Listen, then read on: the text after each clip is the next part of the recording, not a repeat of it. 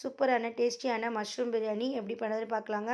குக்கரில் எண்ணெய் ஊற்றிக்கோங்க. எண்ணெய் காஞ்சதும் பிரிஞ்சி இலை, சோம்பு, பட்டை, ஏலக்காய், 4 பச்சை மிளகா, 2 மீடியம் சைஸ் வெங்காயம் போட்டு நல்லா வதக்கி விட்டுக்கோங்க. 2 ஸ்பூன் இஞ்சி பூண்டு விழுது, கொஞ்சமாக புதினா, கொஞ்சம் கொத்தமல்லி போட்டு நல்லா கறி விட்டுக்கோங்க. 1/2 ஸ்பூன் மஞ்சள்தூள், 1 ஸ்பூன் கல்லுப்பு, 2 ஸ்பூன் காஷ்மீர் சில்லி பவுடர் போட்டு நல்லா கறி விட்டுக்கோங்க. 1/2 கப்பு தயிர் ஊற்றி நல்லா கறிக்கோங்க. 2 மீடியம் சைஸ் தக்காளியும் போட்டு நல்லா வதக்கி விட்டுக்கோங்க. மஷ்ரூமை நல்லா கழுவி சின்ன சின்ன பீஸாக போட்டுக்கோங்க. நல்லா வதக்கி விட்டுக்கோங்க. நான் பாஸ்மதி ரைஸ் எடுத்துருக்கேங்க. 1 கிளாஸ் அரிசிக்கு 1 1/2 கிளாஸ் தண்ணிங்க. நான் 2 கிளாஸ் எடுத்துருக்கேன். 3 கிளாஸ் தண்ணி ஊற்றிக்கிறேன். நல்லா கொதி வந்தோடனே ஆஃப் லெமனை பிழிஞ்சு விட்டு அரிசியும் போட்டு ஒரே ஒரு விசில் விட்டு இறக்கிடுங்க.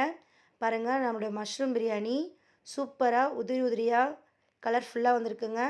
நீங்களும் வீட்டில் ட்ரை பண்ணி பாருங்கள். எப்படி இருக்குன்னு கமெண்ட்ஸில் சொல்லுங்கள். லைக் பண்ணுங்கள், ஷேர் பண்ணுங்கள், மறக்காமல் சப்ஸ்கிரைப் பண்ணுங்கள். தேங்க்யூ.